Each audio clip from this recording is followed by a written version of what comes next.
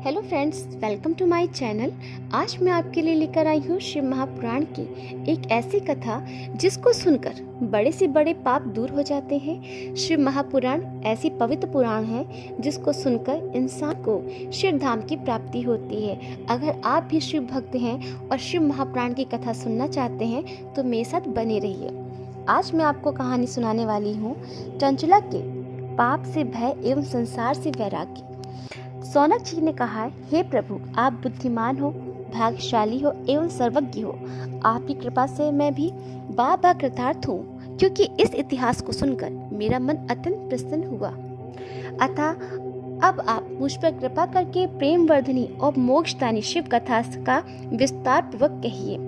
श्री सूत जी बोले, हे सौनक, तुम शिव भक्त हो और वेद ज्ञाता भी हो, इसीलिए मैं उस गुप्त कथा को तुम्हें सुनाता हूँ। सुनो। समुद्र के निकट एक वशकाल नाम का ग्राम था। वहाँ वैदिक धर्म को त्याग कर महापापी जन निवास किया करते थे। वे बड़े दुष्ट थे, जिनकी आत्मा दुर्विषयी थी, शस्त्रधारी थी, पर स्त्री भोगी थी, छल कपटी थे, और वो लोग खेती करने वाले थे। ज्ञान, वैराग एवं सद्धर्म को वो जानते ही नहीं थे। उन सब की स्त्रियां भी स्वेच्छाचारिणी, कुटिला, पाप परायण, दुर्बुद्धि, व्यभिचारिणी थी। जिस प्रकार दुर्जनों से पूर्ण उस वर्षाकाल गांव में एक बिंदु नाम का अधम ब्राह्मण भी रहता था। उस दुरात्मा और वो महापापी भी था। वह सुधर्मणी चंचला नाम की अपनी पत्नी को त्याग कर वैश्यगामी हो गया।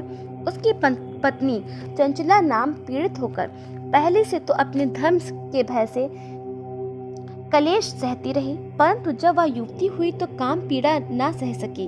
इस कारण उसने भी अपना धर्म त्याग दिया और व्यभिचारिणी हो गई। एक बार बिंदुक ने काम पीड़ित अपनी पत्नी को किसी अन्य पुरुष के साथ देख लिया।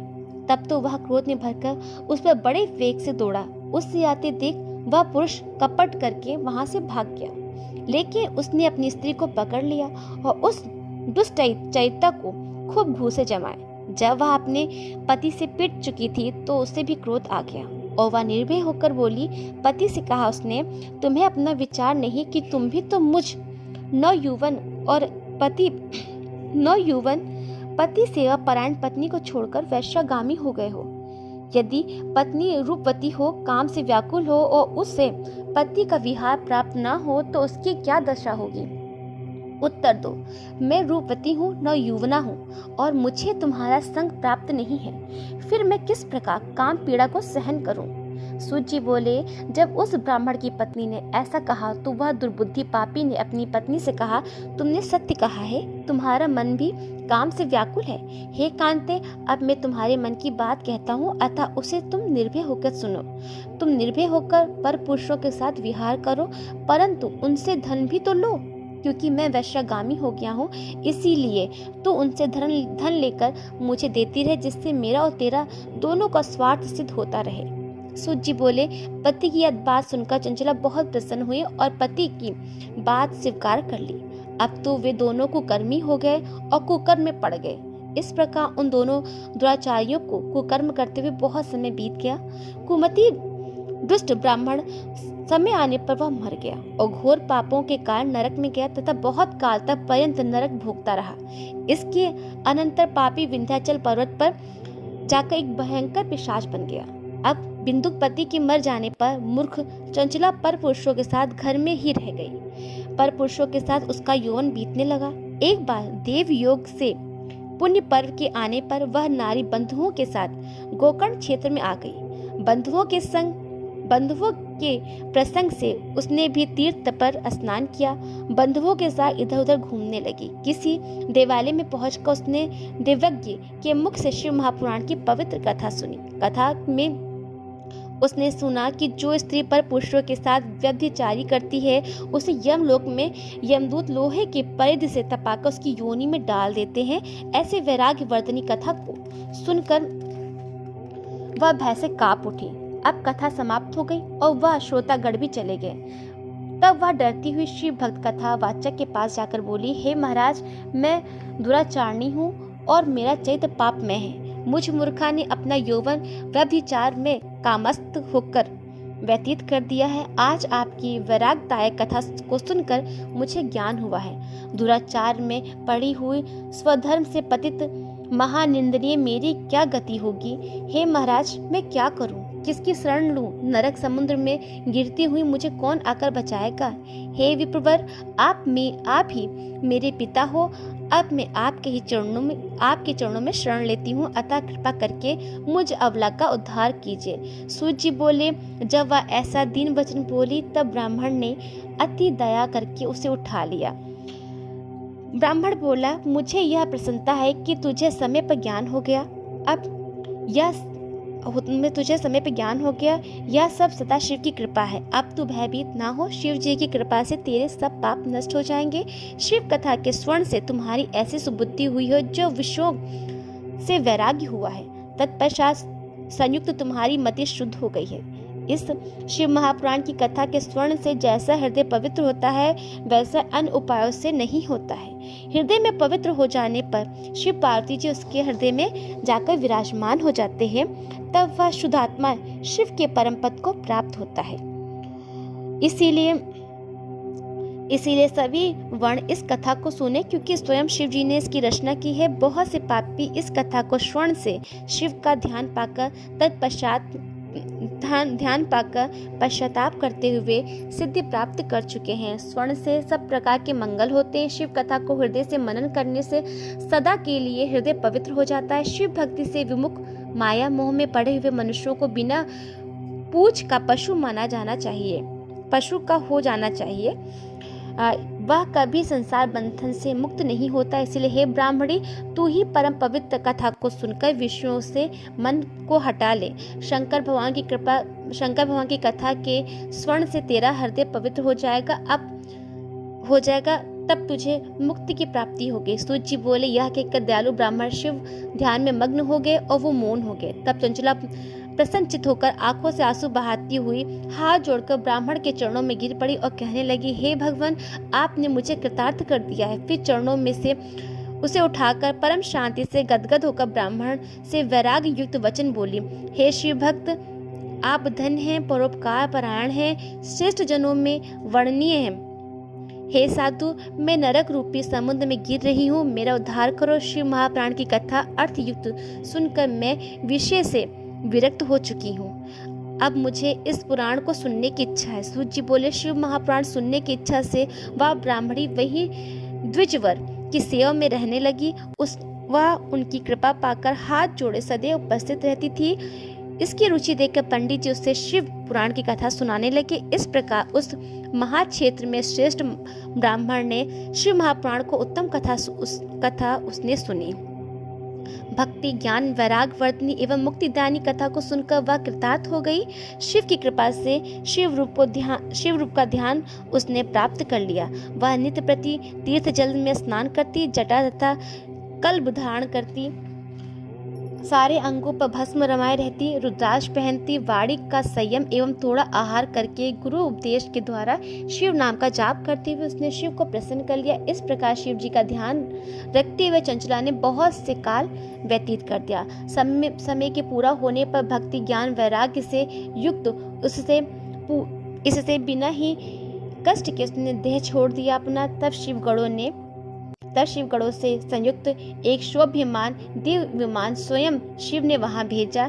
शिवगणों ने इसे तुरंत विमान पर चढ़ा लिया और उस दिव्य अंगों वाली दिव्य भूषण पहने स्त्री ने शिवपुरी में त्रिलोचन महादेव जी का दर्शन किया। शिव करोड़ सूर्य के समान है और गणेश, भृंगी, नंदीश्वर, वीरभद्र आदि उनकी उपासना कर रहे थे। वे महादेव नीलकंठ, पंचमुख, त्रिलोचन, चंद्रशेखर रूप से उसने दर्शन किए, जिसके वाम अंग में विद्युत के समान गौरा जी विराजमान थे। कपूर के समान गौर सर्व अलंकार से विभूषित, श्वेत भस्म रमाए, श्वेत वस्त्रधारी गौरी शंकर का दर्शन कर चंचला बहुत प्रसन्न होकर उन्हें बारंबार प्रणाम करने लगी। शिव पार्वती जी ने तो उस चंचला को दिव्य रूप देकर अपनी सखी बना लिया। वह परम सुखी हो गई। वह ज्योति स्वरूप सनातन लोक में उसने निवास प्राप्त किया। शौनक जी बोले, हे सूत जी, आप धन्य हैं, आपने हमें अद्भुत कथा सुनाई है। अब कृपा करके यह बतलाइए कि चंचला ने सदगति प्राप्त करके क्या किया और उसके पति का क्या हुआ। सूत जी बोले, चंचला एक दिन पार्वती जी के पास जाकर हाथ जोड़कर स्तुति करने लगी। हे पार्वती जी, आप स्कंद माता हैं, सब सुखों को देने वाली हैं। आप प्रकृति सूक्ष्मा, सजदानंद रूपा, सद्गुण ब्रह्मा आदि देवों में श्रेष्ठ हो, सृष्टि स्थिति प्रलय कारणी हो, दूसरा लय हो, तीनों देवों की परम प्रतिष्ठा करने वाली हो। चंचला इस प्रकार पार्वती जी की स्तुति करने लगी। प्रेम आंसू बहाती हुई नतमस्तक होकर मौन हो गई। तब भक्त वत्सला शंकर प्रिया पार्वती जी ने प्रसन्न होकर चंचला से कहा, हे सखी चंचले, मैं तेरी स्तुति से बहुत प्रसन्न हूँ, तू वर मांगो। चंचला मस्तक झुकाते हुए बोली, मुझे अपने पति का कुछ हाल मालूम नहीं है कि अब वो कहाँ है, सो मुझे उसे मुक्त कराने की कृपा करें। हे दीन वत्सले महादेवी, वह महापापी मुझसे पहले मरा, सो न जाने किस गति को प्राप्त हुआ होगा। यह सुनकर पार्वती जी प्रसन्न होकर बोली, तेरा पति बिंदुक वैश्यागामी महापापी मरकर नरक में गया है, अनेक वर्षों तक दुख भोग कर अब पाप शेष से वह पापी विंध्याचल पर्वत पर पिशाच हो गया है। वह वहाँ वायु भोजी अनेक दुख भोग रहा है। सूत जी बोले, पार्वती जी के वचन सुनकर चंचला पति के दुख से बहुत दुखी हुई। कुछ धैर्य धरकर पार्वती जी को प्रणाम करके दुखी मन से वह बोली, हे देवी, कृपा करके दुष्ट पापी मेरे पति का उद्धार करो। किस प्रयत्न से उस पापी को सदगति होगी, कृपा करके मुझसे बताइए। सूत जी बोले, ऐसा वचन सुनकर श्री पार्वती जी ने चंचला से कहा, यदि तुम्हारा पति शिव महापुराण की कथा सुने तो उससे अवश्य सदगति प्राप्त हो जाएगी। गौरी जी के ऐसे वचन सुनकर चंचला बारंबार प्रणाम करने लगी और अपने पति के समस्त पापों को छुड़ाने के लिए निमित्त एवं सदगति प्राप्त करने के लिए उसने शिव कथा कहने के लिए प्रार्थना की।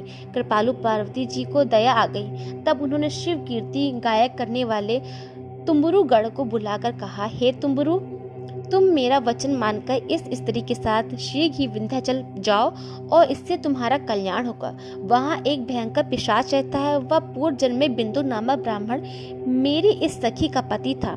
वह दुष्ट वैश्यागामी, स्नान, संध्या क्रिया आदि हीन, अद्भुत, क्रोधी, दुर्भक्षी, व्यभिचारी और स्वजनों से द्वेष रखने वाला था। अनेक वैश्या संग में पड़कर सत्कर्मों को उसने अपना नष्ट कर दिया है। धन के लोभ में अपनी पत्नी को भी वैश्या बनाकर जीवन पर्यंत दुराचार करता रहा। अंत में जब मरा, यमलोक में उसे घोर नरक में डाला गया। उस पापी ने वहां बहुत यम यातनाएं भोगी हैं। अब वह विंध्याचल पर पिशाच होकर अपने पापों का फल भोग रहा है। इसलिए तुम वहां जाकर यत्न पूर्वक शिव महापुराण की पाप विनाशनी दिव्य कथा उसके सामने कहो, क्योंकि शिव महापुराण की कथा के प्रभाव से वह शुद्ध हो जाएगा, प्रेत भाव को त्याग देगा। सूत जी बोले, जब पार्वती जी ने इस प्रकार कहा, तब चंचला तुम्बरू के साथ विमान पर चढ़कर विंध्याचल पर्वत पर पहुंची और वहां उसने बड़े विशाल शरीर और महाहनु वाले हंसते अथवा रोते हुए विकट आकार वाले पिशाच को देखा। उस भयंकर पिशाच को महाबली तुम्बरू नामक गंधर्व ने बलपूर्वक पकड़ लिया, पाशों में बांध दिया। तब उसे शिव पुराण कथा उसने सुनाने के लिए महान उत्सव मनाया। उस दिन से वह प्रसिद्ध हो गया कि गौरी की आज्ञा से पिशाच को ताड़ने के लिए तुम्बरू गंधर्व विंध्याचल पर शिव महापुराण की कथा कहेंगे। सब लोगों में महान कोलाहल हो गया। कथा सुनने के लिए वहां भारी समाज एकत्रित हो गया। सभी की कथा पर बड़ी रुचि थी। पाशों से बंधे हुए पिशाचों को वहां लाया गया और बैठा दिया गया। तब तुम्बरू हाथ में वीणा लेकर शिव कथा का कीर्तन करने लगे। पहली संहिता से लेकर 7वीं संहिता तक महात्मा सहित उसने शिव महापुराण की कथा सुनाई तो समस्त श्वेतागढ़ उस 7 संहिता वाले शिव महापुराण को सुनकर सब पापों से मुक्त हो गए और उस ब्राह्मण ने पिशाच सहित त्याग दिया और दिव्य रूप प्राप्त कर लिया। तब उसकी पत्नी को देखकर समस्त देवर्षि विस्मित एवं आनंदित हुए और प्रसन्न होकर शिव यश गान करते हुए अपने अपने लोकों को चले गए। तत्पश्चात बिंदुक भी अपनी पत्नी सहित विमान पर बैठकर तुम्बरू के साथ शिव गुणगान करता हुआ शिव लोक गया। तब भगवान शंकर ने पार्वती सहित उसका बड़ा आदर किया और उसे अपना गढ़ बना लिया। जो कोई इस पवित्र कथा को श्रद्धापूर्वक सुनता है एवं कीर्तन करता है वह इस लोक में सुख को भोग कर अंत में मुक्ति को प्राप्त करता है। अगर आपको ये मेरी कथा अच्छी लगी हो तो प्लीज़ मेरे चैनल को लाइक करिएगा, शेयर करिएगा और सब्सक्राइब करना ना भूलिएगा। और हाँ, बेल आइकन को दबाना ना भूलिएगा, इससे आपको नोटिफिकेशन मिलती रहेगी और मैं इसी चैनल पर भगवान शिव महापुराण की एक से एक अच्छी अच्छी कथाएं आपके सामने लाती रहूँगी और शिव दर्शन कराती रहूँगी। तो मेरे साथ बने रहिए और मेरा सपोर्ट करिए। जय श्री राम, जय हनुमान।